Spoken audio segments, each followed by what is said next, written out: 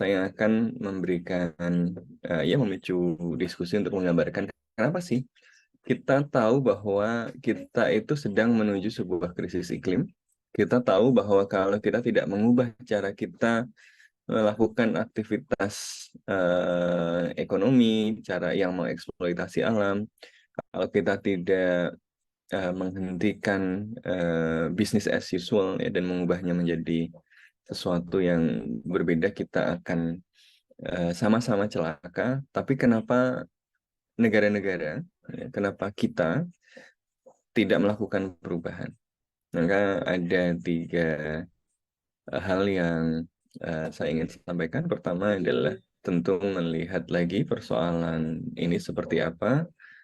Kemudian yang kedua adalah solusi kolektif bagi persoalan tersebut. Dan yang ketiga adalah mengapa solusi-solusi kolektif tersebut tidak dapat dilakukan. Apa sih masalahnya? Nah, ini foto tahun 2015. Ini pasti teman-teman kan para ilmuwan yang mengkaji persoalan ini, jadi teman-teman pasti lebih tahu, tapi mohon izin untuk mengingatkan kembali kepada kita semua untuk menggambarkan skala krisis yang ada di hadapan kita. Yang kita lihat ini adalah foto ini sudah lama sekali, dan sekarang tentu situasinya lebih mengkhawatirkan. Ini foto pada bulan Agustus tahun 2015 di Svalbard, di wilayah Norwegia. Kita lihat ini beruang kutub itu kan biasanya lucu cabi gitu ya, karena makanya sering dijadikan boneka gitu untuk kita peluk-peluk gitu kan. Tapi kalau kita lihat di sini eh,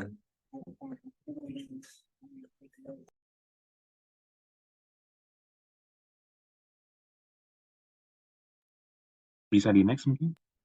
nah, kita lihat di sini beruang kutubnya kelaparan. Kenapa? Kenapa beruang kutubnya kelaparan? Karena beruang kutub itu kan dia berburu dan mencari makan dengan berpindah-pindah tempat dari satu permukaan es ke permukaan es yang lain. Yang karena pemanasan global itu menyusut. Nah, jadi wilayahnya jadi lebih kecil, tempatnya mencari ikan, mencari makanan, mencari anjing laut juga jadi lebih kecil. Karena itu dia kemudian kesulitan mendapatkan makanan. Tapi yang terdampak tidak cuma si beruang kutub yang jadi kurus ini. Kita semua terdampak melalui dampak langsung ya, yang sering kita lihat tuh kan yang direct impact ya. Bagaimana kemudian badai itu lebih banyak, gitu kan? Bagaimana longsor, ya, kemudian berbagai kejadian ekstrim itu terjadi, heat waves kemarin. Apa Ratusan orang di India meninggal karena kepanasan.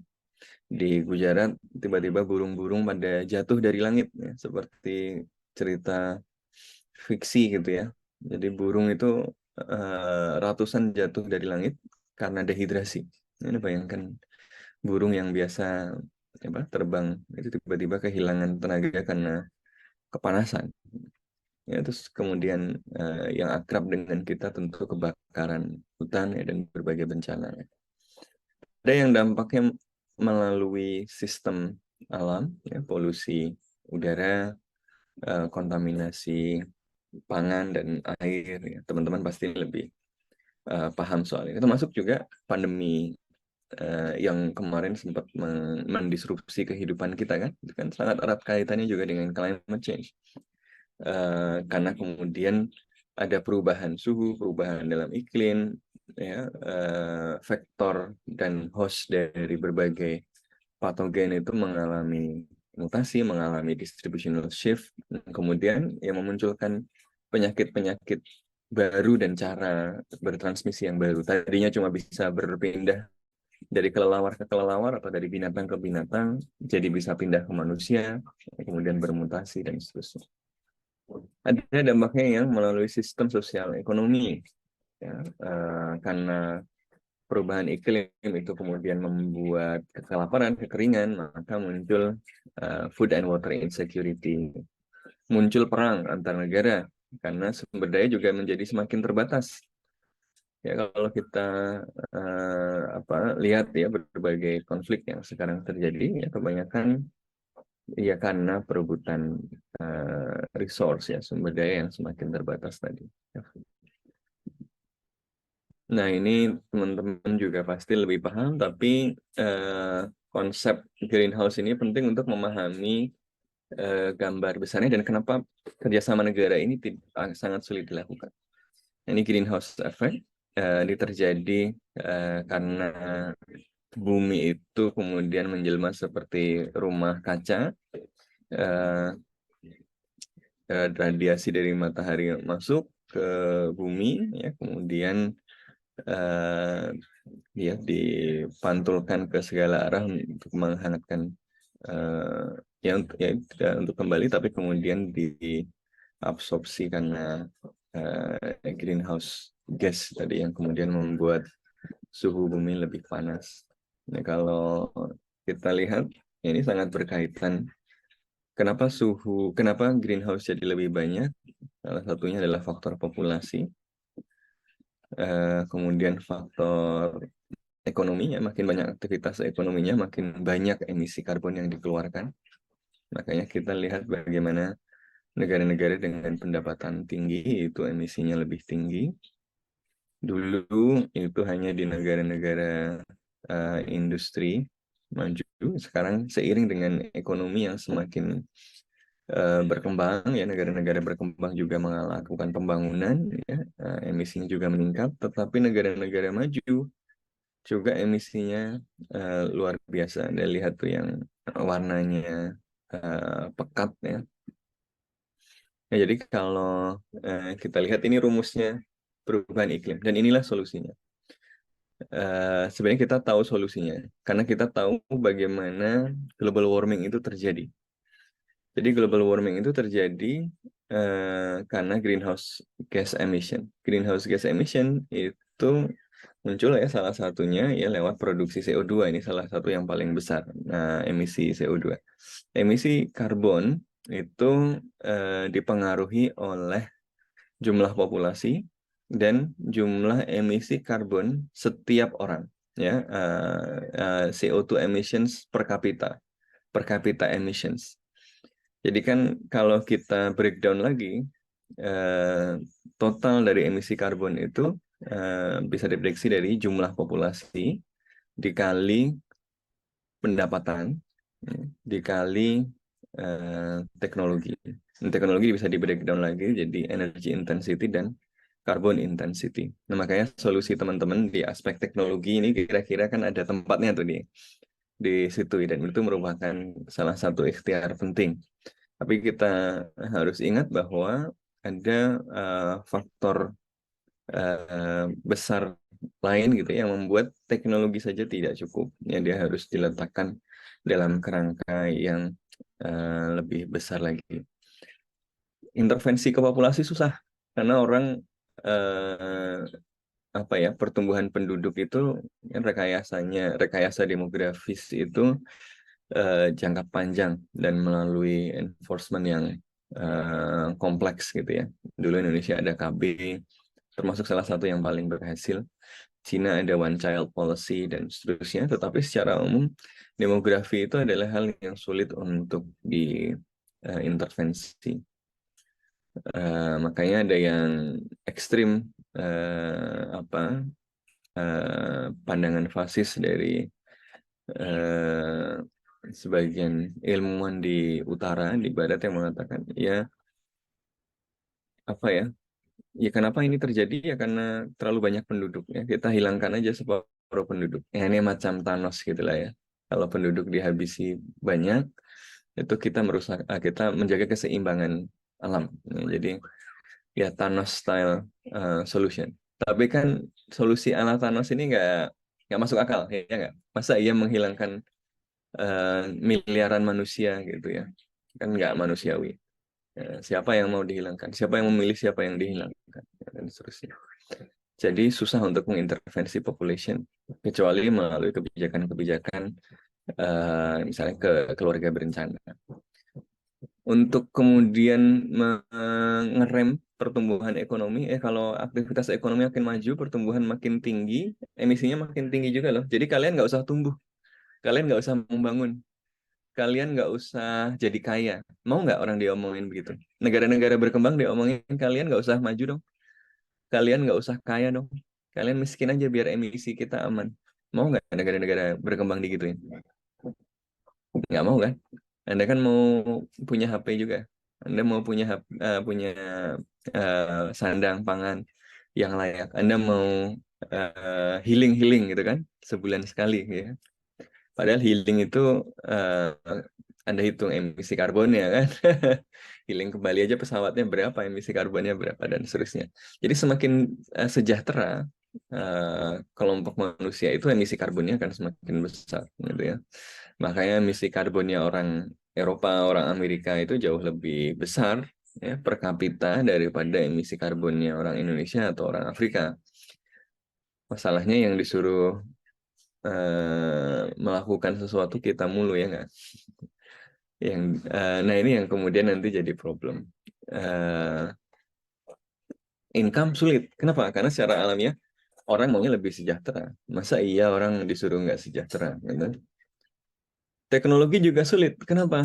Karena teknologi itu nggak bisa langsung ketemu solusinya, langsung bisa diterapkan, langsung jalan, ya kan? Anda ini kan sedang mencari solusi teknologi. Penelitiannya kan butuh waktu lama, ya nggak? Siapa nih anggota tim penelitian? Untuk kemudian membuatnya jadi masif juga lama, dan seterusnya. Untuk membuatnya bisa efektif dalam berbagai konteks juga lama. Jadi kita tahu solusinya, tapi nggak ada jalan yang mudah, gitu kan? Bagaimana caranya intervensi populasi, bagaimana caranya mengintervensi aktivitas ekonomi, bagaimana kita menurunkan, bagaimana kita kemudian mempengaruhi energy intensity, bagaimana kita mempengaruhi carbon intensity. Inilah yang kemudian coba diintervensi. Dan karena kita sulit kalau negara jalan sendiri-sendiri, ini cuma bisa dijalankan kalau bareng-bareng. Jadi kita tahu ini masalahnya kolektif, kita tahu ini kolektif problem, karena itu harus ada collective solution. Ya dulu, ini salah satu contoh yang paling berhasil, collective action adalah Protokol Montreal. Montreal ini kota di Kanada yang bahasanya Perancis ya. Dan tahun 1987 mereka para pemimpin dunia berkumpul di sana dan Protokol Montreal disepakati.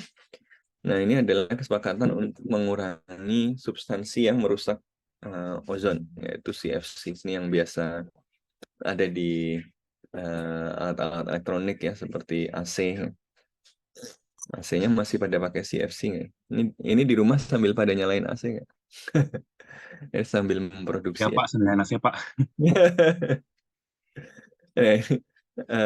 Tapi protokol Montreal ini berhasil menghilangkan 99% dari ozon depleting substances. Jadi ini menunjukkan bahwa kalau kita bersama-sama bersepakat, ada juga hal yang bisa kita lakukan.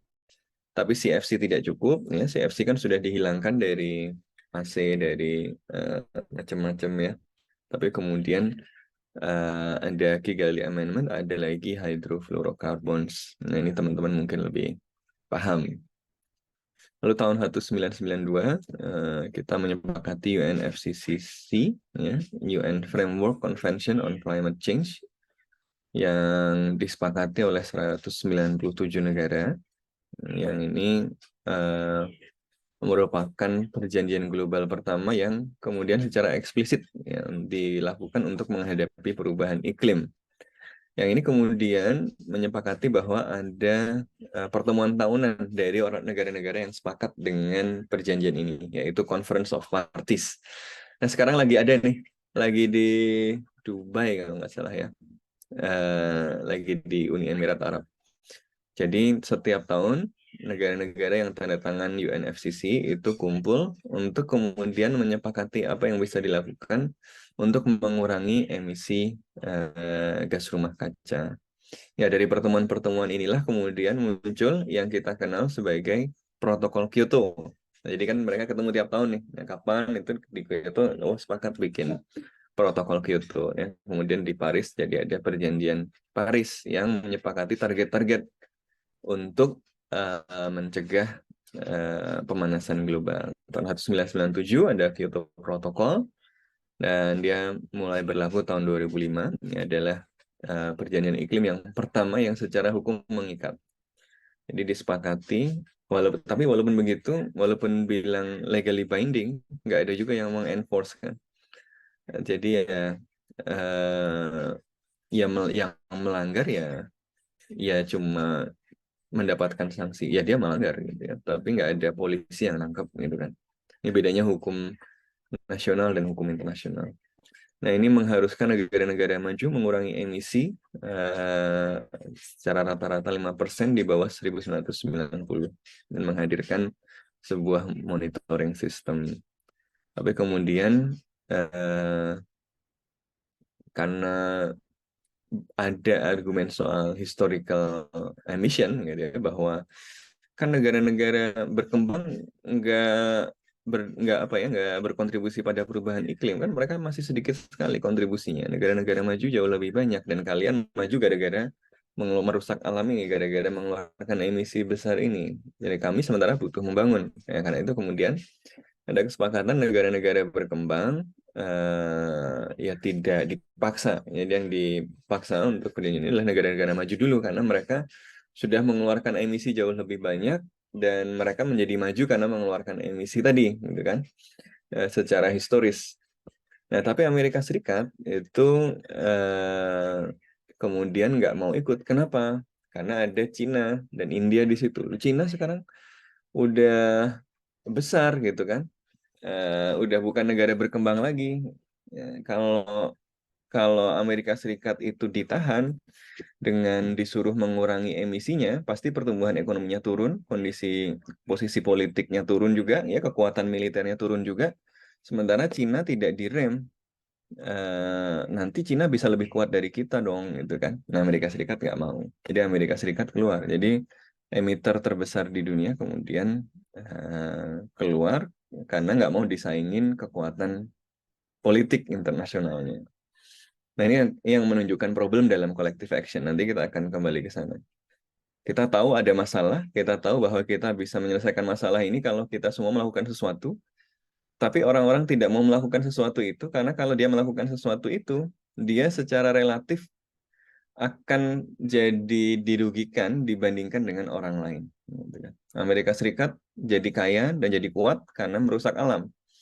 Eh, Ketika kemudian dia sudah jadi paling kuat di seluruh dunia karena merusak alam sedemikian besar itu, kemudian dia diminta untuk bertanggung jawab dengan mengurangi emisi, dia nggak mau. Kenapa? Karena kalau dia nggak ngerusak alam lagi, nanti rusak alam yang belum direm itu nanti jadi lebih kuat. Nanti dia nyaingin Amerika Serikat, gitu kan. Nah, ini kenapa collective action sulit.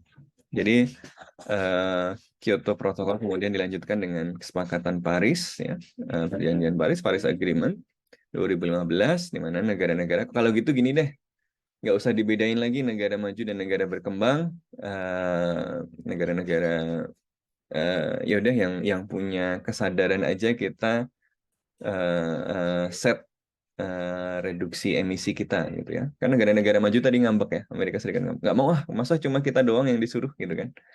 Negara berkembang juga dong. Ya udah negara berkembang lah ya. Kemudian oke lah, semua yang merasa sudah siap, ya udah kita set emission reduction pledges kita. Lalu pemerintah kemudian menetapkan apa yang disebut sebagai nationally determined contributions. Ya karena tadi kalau ngotot-ngototan negara maju negara berkembang, negara maju nggak mau pada ikut, ya kita mati semua juga gitu kan. Ya udahlah negara berkembang ngalah, kemudian kita bikin ya udah kita nationally determined contribution saja, udah nggak dibedain negara maju negara berkembang ya, kecuali perbedaan sedikit. Jadi diserahkan pada keputusan masing-masing negara, pada kesadaran masing-masing negara tadi. Nah, lalu setiap 5 tahun negara-negara melaporkan progres implementasinya.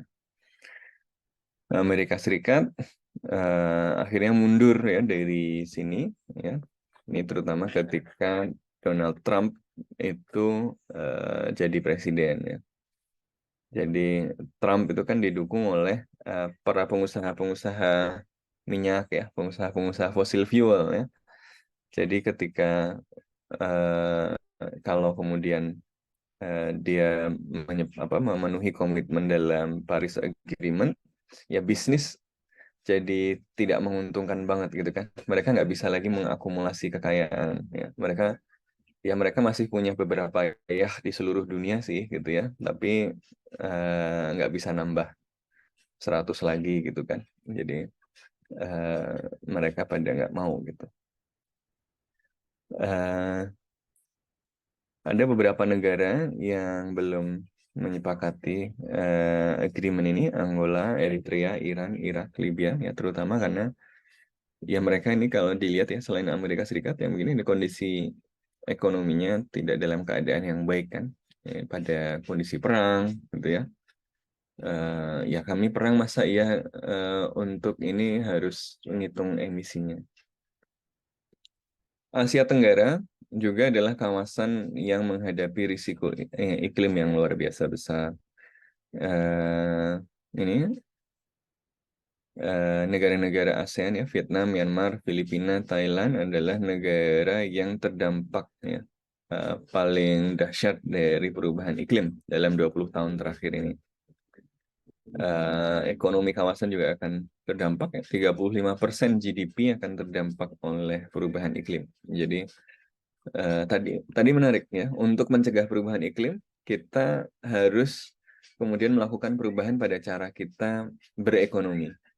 Kalau kita tidak melakukan perubahan dalam cara kita melakukan aktivitas ekonomi, maka perubahan iklim terjadi, ekonomi kita juga akan terpukul juga gitu. Jadi pilihannya adalah kita mengubah dengan sadar atau kita dipaksa oleh dampak dari perubahan iklim tadi dengan harga yang harus kita bayar dulu gitu ya.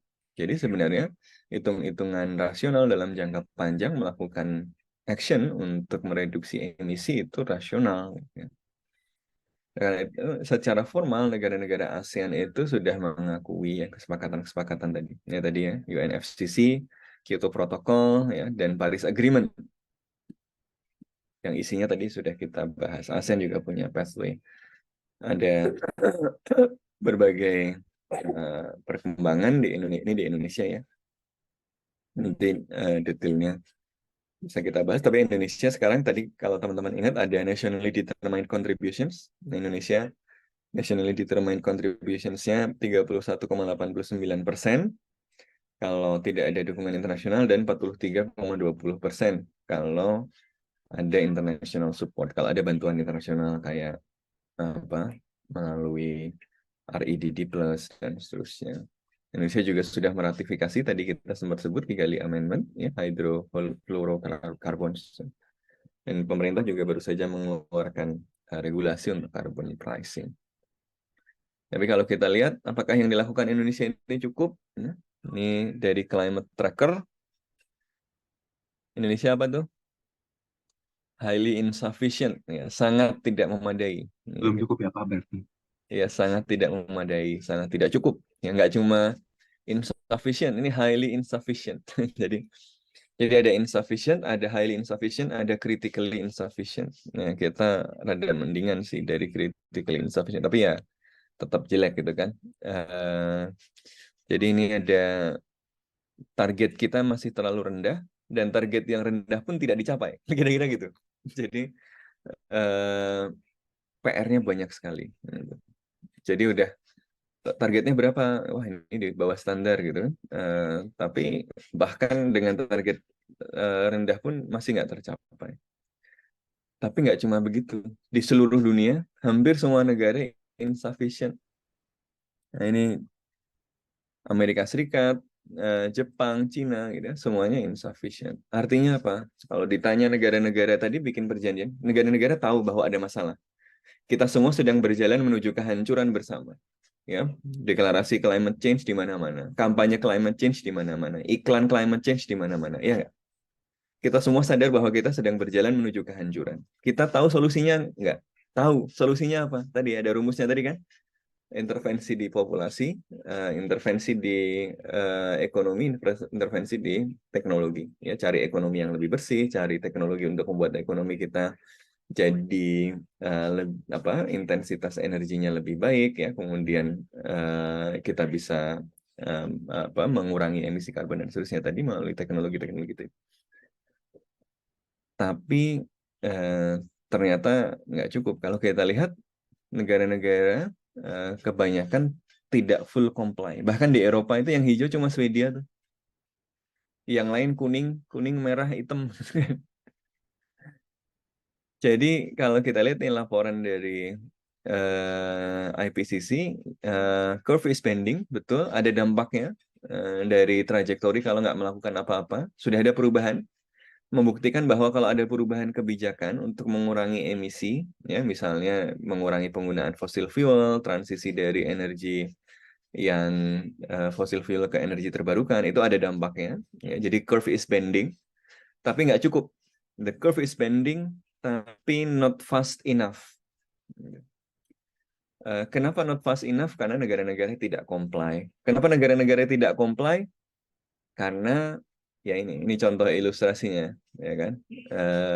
Yo amigo, ya, we need that tree to protect us from the greenhouse effect. Ya, ada orang-orang kaya dari negara-negara maju ceramah tentang perubahan iklim mulu, gitu kan? Tapi dia datangnya pakai mobil, gitu kan, yang mengeluarkan asap. Sementara si amigo kita ini, ya teman kita ini di Amerika Latin ini mau motong hutan ya karena yaitu caranya dia makan cuma itu, gitu kan. Nah, ini menunjukkan trade-off yang kemudian penting bahwa kita tahu solusinya apa, kita tahu bahwa kita harus melakukan sesuatu, kalau nggak kita mati bareng-bareng, kalau nggak kita hancur bareng-bareng, ya. Masalahnya nggak ada yang mau berkorban, gitu. Masalahnya saya nggak mau melakukan sesuatu karena kalau saya melakukan sesuatu, orang lain akan jadi lebih kuat dari saya. Amerika Serikat keluar dari Kyoto, keluar dari Paris. Kenapa? Kalau saya menyepakati ini, industri saya turun. Kalau industri saya turun, ekonomi saya turun. Ekonomi saya turun, kekuatan militer saya turun. Kalau kekuatan militer saya turun, kekuasaan dalam politik internasional saya turun. Sementara Cina komitmennya nggak sebesar saya. Cina bisa lebih kuat dari saya. Saya rugi dong. Nah, gitu. Jadi negara-negara kemudian masih berpikir egois. Ini tantangan, ini rational factor. Ya, semua collective action itu susah karena tujuan bersama itu nggak cukup. Ada yang namanya relative gain. Ya, jadi dengan melakukan sesuatu kan ada cost dan benefitnya. Nah, orang kemudian membandingkan cost dan benefitnya dengan cost dan benefit yang diperoleh oleh orang lain. Ya tadi. Amerika tahu kalau dia nggak melakukan sesuatu sebagai salah satu emitter terbesar di dunia, kita semua hancur. Tapi Amerika Serikat kalau melakukan sesuatu itu dia mikir kalau Cina nggak melakukan yang sama, Cina bisa tumbuh lebih cepat dan mengancam dominasi gue, gitu kan. Jadi Amerika Serikat kemudian nggak mau ikut. Nah, ini yang namanya relative gain. Kemudian faktor leadership, faktor kepemimpinan, siapa yang mau bayar? Ya. Biaya perubahan untuk melakukan perubahan ini.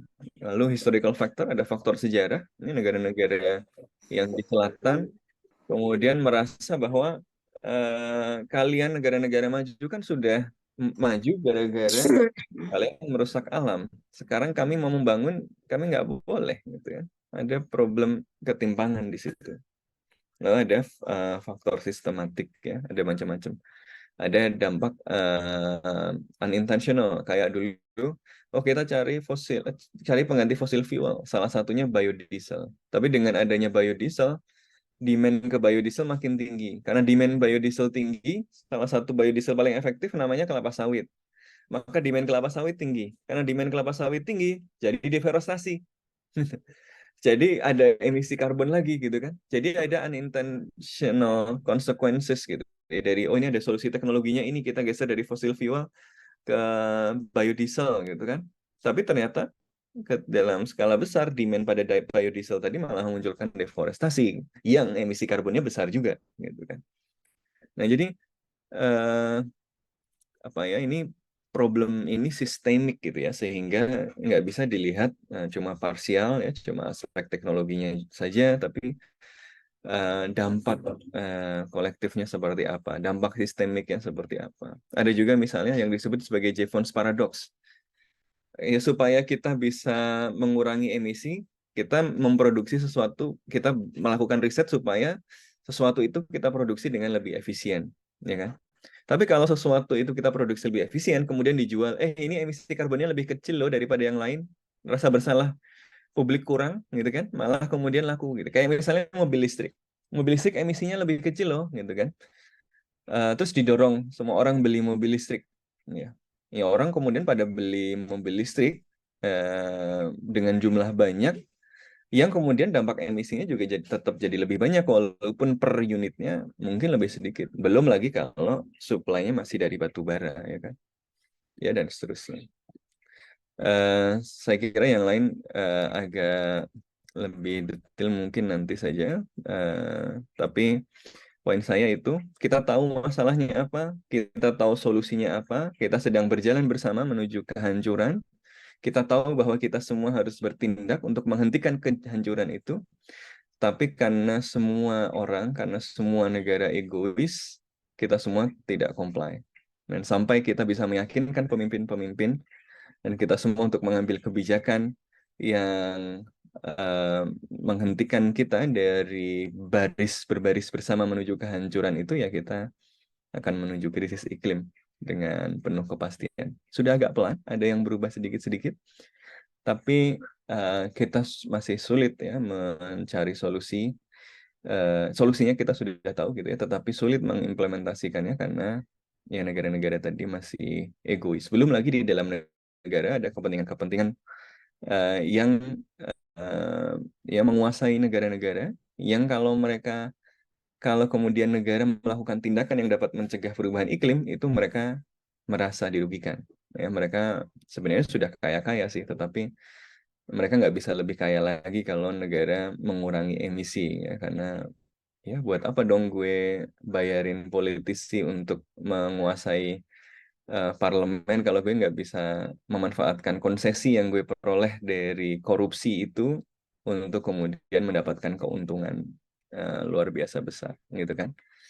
Jadi ini ada kaitannya ya, apa yang terjadi di dalam negeri, negara yang makin korup ya, dikuasai oleh kepentingan-kepentingan yang hanya mementingkan jangka pendek, yang kemudian membuat Anda kalau milih tuh ya milih aja lah yang lucu gitu ya dan seterusnya. Anyway, tapi nggak lihat gagasannya apa, ya ya akan menciptakan kehancuran lingkungan di level internasional. Negara-negara banyak yang egois, terutama negara-negara yang mengeluarkan emisi paling besar. Kita tahu solusinya apa, kita tahu apa yang harus dilakukan, tapi itu tidak dilakukan. Kenapa? Karena ya kebanyakan manusia itu egois sayangnya. Ya. Maka mari kita tunjukkan kita nggak demikian, kita serukan terus tuntutan untuk tindakan yang lebih nyata untuk perubahan iklim. Ini menjelang pemilu, teman-teman perhatikan platform masing-masing capres, politics matter, kebijakan matter. Teknologi itu adalah bagian penting ya yang sedang teman-teman lakukan ini penting sekali, tetapi dia juga terikat secara sistemik oleh interaksinya dengan sistem ekonomi dan bagaimana kita berinteraksi dengan alam dan lingkungan. Karena itu perhatikan siapa yang akan mempengaruhi kebijakan itu. Ya, lakukan terus aktivisme iklim, sadarkan terus publik, ya, tekan pemerintah, tekan dorong untuk negara-negara comply pada komitmen national determined contributions mereka dan menaikkan targetnya. Tanpa itu, kita semua sedang berjalan menuju kehancuran. Terima kasih. Baik, Bapak. Terima kasih ya Bapak ya atas materinya, Pak. Benar-benar insightful, sangat daging kalau bisa saya sebut mungkin Bapak. Dan Bapak, ini kita memasuki sesi Q&A ya, Pak, karena memang sebenarnya saya ingin menyimpulkan kalau memang itu adalah akibat iklim ini memang sangat sulit ya. Kita nggak bisa hanya menyalahkan satu faktor saja ya, Pak. Tapi dari kesimpulan saya itu pun, saya juga menemukan, Pak, ada begitu banyak kesimpulan lain dan teman-teman lainnya masukan juga di kolom Q&A, Bapak. Ya, Jadi akan ada Q&A di sini. Mungkin bisa rekan saya share screen kan Q&A-nya. ya, Baik, Pak. Ini adalah beberapa pertanyaannya ya, Pak. Jadi ada cukup banyak ya, pertanyaan ada 8. Tapi kita tidak mungkin menjawab semuanya satu persatu ya, teman-teman ya. Jadi mungkin kita coba pilih salah satu. Mungkin apabila Bapak ingin memilih atau saya pilihkan Bapak pertanyaannya. ya, ya. Mungkin ringkas-ringkas saja ya. Ringkas Karena aja kalau ya. jawaban lebih komprehensif, nanti teman-teman bisa cek ada banyak sumber di internet yang bisa dibahas. Misalnya, gini, tadi dibilang kalau semakin berkembang, negara semakin banyak emisinya. Bagaimana dengan negara yang punya public transport dan pembangkit listrik terbarukan? Betul. Jadi secara umum semakin negara itu ekonomi maju, emisinya kan semakin banyak gitu kan ya. Karena semakin maju itu kan maju itu dihitung dari apa sih? Dari jumlah GDP. GDP itu apa sih? Jumlah barang dan jasa yang diproduksi kan dalam satu periode tertentu. Kalau dia Ya, memproduksi sesuatu lebih banyak, berarti dia melalui proses produksi itu kan. Kalau Anda memproduksi sesuatu, emisinya pasti lebih tinggi karena betul. memproduksi sesuatu pasti menghasilkan sesuatu gitu kan. Jadi secara umum begitu. Betul bahwa kemudian kalau negara punya teknologi untuk kemudian membuat intensitasnya lebih kecil, emisinya bisa lebih kecil. Tapi untuk sampai ke teknologi itu, Anda kan harus lewat tingkat kekayaan tertentu dulu kan. Anda Ya, sudah betul. maju sekali, Anda kemudian, jadi emisi itu kayak kayak kurva gitu. Kalau Anda lagi berkembang, emisi Anda itu ikut naik gitu terus. Nanti kalau Anda sudah lewat titik tertentu, anda sudah kaya, Anda punya duit untuk kemudian punya teknologi yang emisinya bisa lebih rendah. Nah, nanti turun gitu kan. Jadi ini yang terjadi negara-negara maju ini sebagian kan sudah lewat puncaknya nih. Nah, mereka bisa nurunin karena mereka sudah bisa punya teknologi yang lebih efisien kan. Betul, Bapak. Tapi untuk sampai di situ mereka kan harus naik dulu tuh dan historical emission mereka sudah besar. Nah, sekarang kan PR-nya gimana kita bisa lompat dari titik nggak perlu sampai ke puncak, karena kalau kita sampai ke puncak hancur semuanya kan. Jadi kita bagaimana lompat lagi naik di sini tetap bisa sejahtera tapi dengan emisi yang lebih efisien. Makanya Lebih kemudian landai ya, Pak. Kira-kira total lebih ya landai gitu ya dia. ini gimana caranya kita mengakses teknologi itu. Problemnya adalah negara-negara yang punya teknologi ini merasa gue kan riset susah nih gitu kan. Masa lu tiba-tiba minta aja dan kopas dan tinggal jalanin aja kan ada hak cipta, ada ini, ada macam-macam gitu kan. Nanti kalau gue kasih teknologi ini, lu jadi kuat gitu kan. Nanti gue jadi lebih lemah dan seterusnya. Karena egoisme itu kemudian ya nggak bisa terjadi. Jadi secara umum negara yang masih emisinya naik karena dia sedang membangun juga akan naik terus gitu kan. Sampai pada titik tadi dia bisa punya teknologi yang lebih efisien gitu ya. Nah, bagaimana dengan punya public transport? Nah, ini bagus, betul.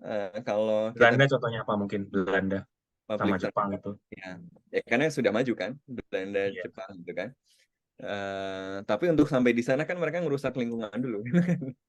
Nah, itu Iya. yang harus dihindari kan gimana caranya kita nggak jor-joran ngerusak lingkungan dulu, tapi udah bisa efisien kayak gitu kan. Tapi itu kan nggak mudah dan teknologinya nggak dibagi dengan cuma-cuma kan. Negara itu kan egois kan kalau mau bagi teknologi ini nanti lu lebih maju dari gue. Coba lihat, perhatikan tuh.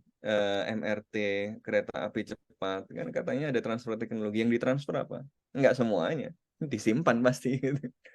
Karena itu competitive edge negara-negara maju tadi gitu kan. Makanya ya memang harus kita kejar sendiri gitu. Public Baik. transport setuju, public transport mengurangi emisi, ya makanya kebijakan publik itu penting. Kemudian menutup PLTU secara dini, Menurut PLTU bagaimana, Pak? Secara dini, Pak.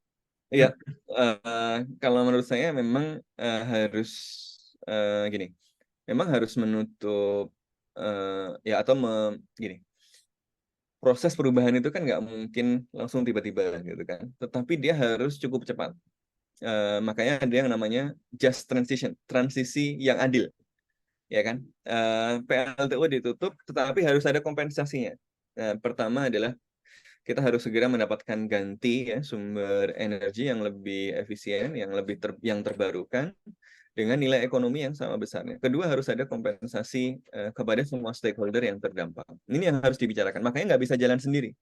Maka menutup PLTU itu nggak bisa menjadi satu kebijakan yang tunggal. Jadi menutup PLTU itu harus menjadi bagian dari satu kebijakan yang lebih utuh. Misalnya harus ada rencana transisi energinya seperti apa, ya, bauran energinya seperti apa dari tahun ke tahun, dan bagaimana kemudian melakukan itu, pendanaannya dari mana, gitu kan. Makanya nggak bisa jalan sendiri. Kita harus ngomong misalnya, negara maju, lu udah ngerusak sekian lama gitu ya, eh, mas apa lu bisa berkontribusi mengerem ini dengan mendukung transisi energi kita, gitu kan. Makanya Indonesia kan sekarang misalnya menyepakati dengan beberapa mitra Just Energy Transition Partnership untuk itu. Nah, problemnya harus kita kawal nih, beneran dijadikan untuk transisi energi tadi atau tadi dibajak oleh kepentingan-kepentingan segelintir elit.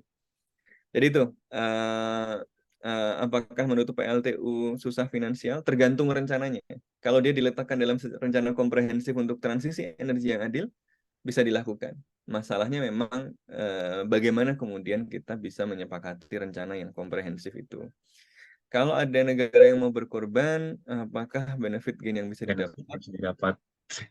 Ini Ya mungkin itu. maksudnya Pak, kalau kayak ada negara yang dia mungkin mengorbankan resource terlebih dahulu, mungkin Pak begitu. Ya, ya kan, kalau dibilang berkorban, nggak juga ya, kan mereka udah maju duluan tuh. Negara-negara maju yang dituntut untuk kemudian mengurangi emisi paling besar kan negara-negara maju. Mereka bukan berkorban loh, mereka udah maju dulu. Mereka udah dapat untungnya dulu loh, at the expense of other people in the world gitu kan. Jadi itu kewajiban moral buat mereka untuk kemudian mengurangi gitu. Masalahnya kan udah di atas tuh nggak mau turun, ya kan? Kalau lihat apa meme-meme Liga Inggris kan, di atas dingin gitu. Ya kira-kira gitu. Di atas nggak mau turun lagi. Udah terlanjur kaya, walaupun kaya karena merusak lingkungan ya nggak mau turun lagi gitu kan. Ya problemnya karena semua negara masih memikirkan relatif gain tadi, keuntungannya dibandingkan dengan yang lain. Eh, Makanya kemudian apa ya, ya negara-negara cuma bisa diintervensi melalui membangun kesadaran yang hitung-hitungannya bukan hitung-hitungan untung rugi doang gitu loh dalam jangka pendek. Selama masih jadi, ya selama masih cuan yang dipikir, selama masih keuntungan yang dipikir, selama masih yang dipikir relatif gain, ya sulit gitu kan. Yang jelas gini, kalau semua orang masih mikir relatif gain, kita semua akan loss gitu kan. Mendingan ya udah, dalam jangka panjang kita bisa survive walaupun kita harus menyesuaikan keuntungan kita sedikit. Tapi ini butuh push moral. Push moral ini melalui apa? Melalui kampanye-kampanye gitu loh. Melalui tekanan publik. Jadi kalkulasi negara itu kan kalau di sistem internasional dia nggak mau berkorban karena takut yang lain diuntungkan. Tapi para politisi itu kan kalkulasinya domestik juga, bagaimana dia tetap bisa berkuasa. Berkuasa itu tergantung dukungan publik. Kalau publik maunya kita jadi aktor yang bertanggung jawab dalam isu lingkungan, terus kalau mereka merusak lingkungan pilihannya, kemudian nggak dipilih lagi, ya mereka pasti akan menyesuaikan agendanya kan. Makanya kalau publik itu kesadarannya tinggi, negara akan berpikir dengan berbeda. Maka yang harus dilakukan ya memang harus kampanye publik, kampanye lintas negara ya terus menerus ya. Ya. Go Greta gitu ya. Eh Ya, Bapak. kira-kira gitu. Kemudian Ini mungkin satu satu pertanyaan lagi mungkin ya Bapak ya. Karena ini yang ini udah banyak. Satu pertanyaan lagi mungkin Pak bisa di oh ya, yang mana kira-kira Pak yang enak Pak? bagaimana dengan narasi kapitalis bahwa ekonomi kapitalistik bisa bangkit atau menyembuhkan dirinya sendiri melalui inovasi teknologi. Nah, saya kira ini salah satu kepercayaan dari pemikiran ekonomi yang mendukung sistem ekonomi kapitalisme ya hari ini. Kapitalisme itu kan basisnya inovasi, betul. eh, tetapi dia seringkali abai bahwa inovasi itu kan terjadi dalam satu ruang yang terbatas ya, itu sistem ekologis. Eh, ya ini kan gini, bahwa kalau tiba-tiba kita menemukan teknologi yang kemudian bisa menangkap seluruh karbon gitu ya, mungkin kita bisa selamat ya kan. Tapi ada belum teknologi itu? Belum. Eh, Kalau misalnya kita kemudian nggak melakukan sesuatu hanya dengan bertaruh bahwa akan ada teknologi yang bisa menyelamatkan kita semua lagi dalam waktu yang sudah sangat terbatas ini, menurut saya tidak bertanggung jawab, gitu ya. Karena nggak ada yang bisa menjamin. Eh, kalau kalau ternyata nggak ditemu, nggak ternyata nggak ditemuin, terus jutaan orang yang mati karena kita nggak melakukan sesuatu itu gimana? Jadi betul ya, saya tidak mengatakan inovasi nggak penting, inovasi penting gitu, tetapi eh, karena faktornya kompleks, kita nggak bisa hanya berharap pada kemampuan inovasi teknologi. Inovasi teknologi harus terus didorong untuk mengintervensi faktor teknologi tadi yang ada dalam rumus tadi, tetapi yang lain juga harus didorong. Semuanya harus kita coba karena kita nggak tahu yang berhasil yang mana kan. Betul, Eh, kita nggak tahu teknologi tiba-tiba kalau tiba-tiba kita ketemu cara untuk semua karbon tiba-tiba bisa ditangkap gitu. Ya ya ya udahlah gitu, nggak usah ngomong lagi. Tapi kan nggak segampang itu teknologi itu juga kan gitu. Nah, ini yang eh, menurut saya optimisme itu nggak boleh naif. Optimisme itu harus bertanggung jawab gitu. Dan karena itu ya semua langkah tadi harus dicoba. Inovasi dilanjutkan, optimisme ya harus gitu, tetapi jangan naif dan harus bertanggung jawab gitu ya. Jangan serah pada kepercayaan bahwa nanti kita tiba-tiba bisa ketemu teknologi yang bisa menyelesaikan seluruh persoalan iklim ini. Terus kita nggak melakukan apa-apa yang lain gitu kan. Terus kita nggak menjadi lebih bertanggung jawab. Nanti kalau nggak ketemu, mati semua kita.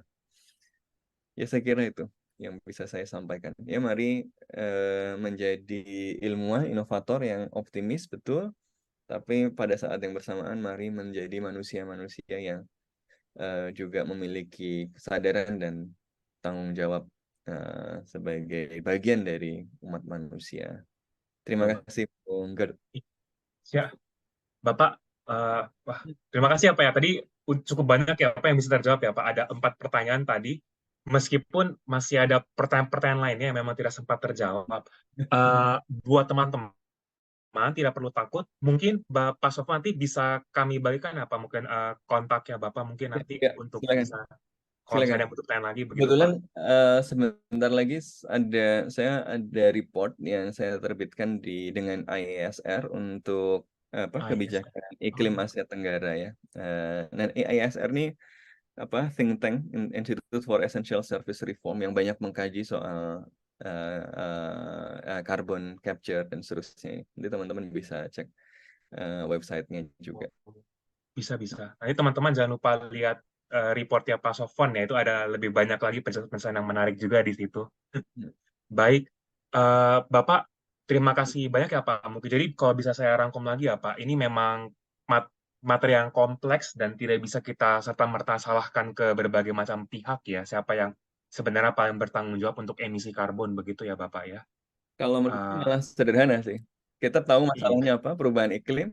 Kita tahu solusinya apa, kita harus berubah, kebijakan harus berubah, cara ekonomi kita harus lebih bertanggung jawab. Kita nggak boleh cuma memikirkan akumulasi keuntungan, akumulasi modal gitu ya.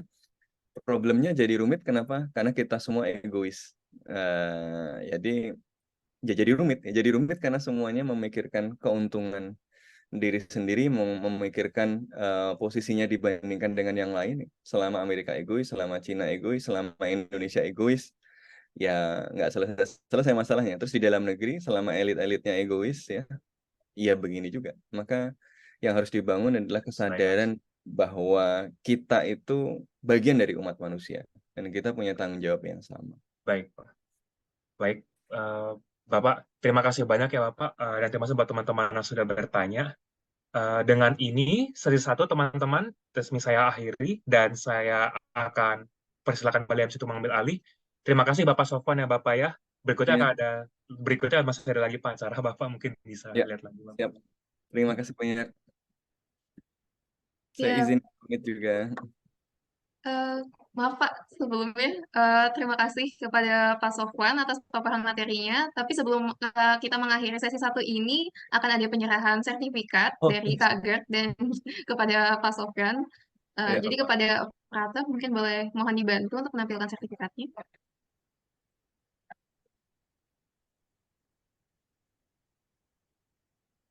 Baik, karena sertifikatnya sudah ditampilkan, akan saya pandu untuk sesi dokumentasinya ya. Apakah sudah siap? Ya. Siap. Saya bantu hitung ya. Satu, dua, 3. Oke, baik. Terima kasih kembali kepada Pak Sofwan. Dengan ini sesi 1 berakhir. Terima kasih kepada teman-teman yang masih hadir sampai sesi ini. Bagi teman-teman yang masih di ruangan, jangan lupa mengisi link kehadiran pada kolom chat ya.